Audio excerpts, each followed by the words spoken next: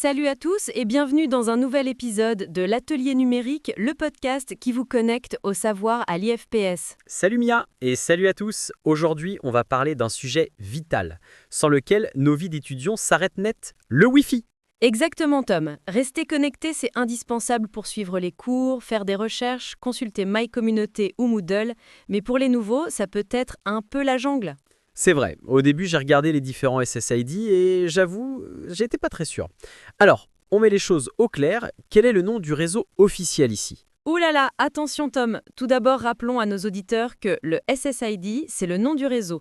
Donc à l'IFPS, c'est simple et clair Tom, le réseau réservé aux apprenants s'appelle Wi-Fi IFPS étudiant. Cherchez celui-là. D'accord, le SSID c'est Wi-Fi IFPS étudiant, c'est bien noté.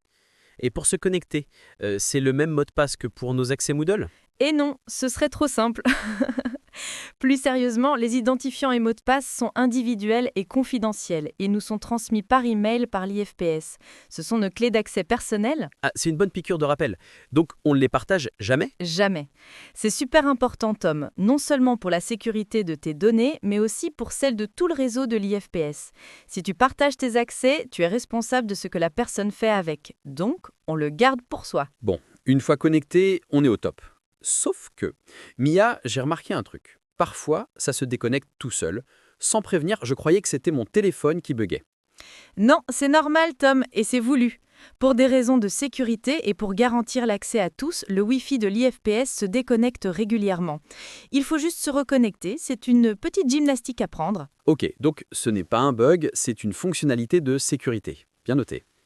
Et il y a autre chose. J'ai l'impression qu'on ne peut utiliser qu'un seul appareil à la fois ? Et oui, tout à fait. C'est soit ton PC, soit ta tablette, soit ton téléphone. Tu ne peux pas avoir les trois connectés en même temps.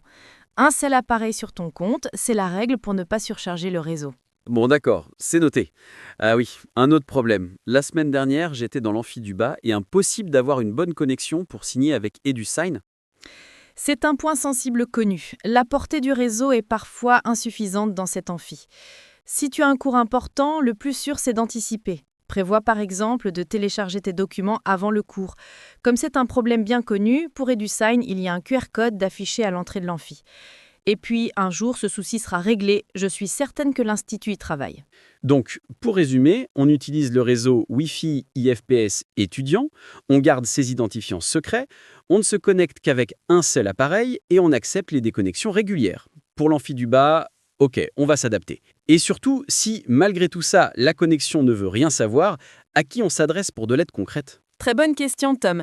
En cas de problème persistant, la bonne personne à contacter, c'est le technicien multimédia de l'IFPS. Il est toujours là pour nous aider. Merci Mia, je me sens beaucoup plus à l'aise avec tout ça maintenant, plus d'excuses pour rater une info. Avec plaisir. N'oubliez pas que l'accès à l'information et aux outils numériques est une clé de votre réussite. Si cet épisode vous a été utile, faites-le savoir. Oui, abonnez-vous à la chaîne YouTube de l'IFPS pour ne rater aucun de nos guides numériques et laissez-nous un commentaire si vous avez une question Wi-Fi qu'on n'a pas abordée. On se retrouve très vite pour un prochain atelier numérique. À bientôt!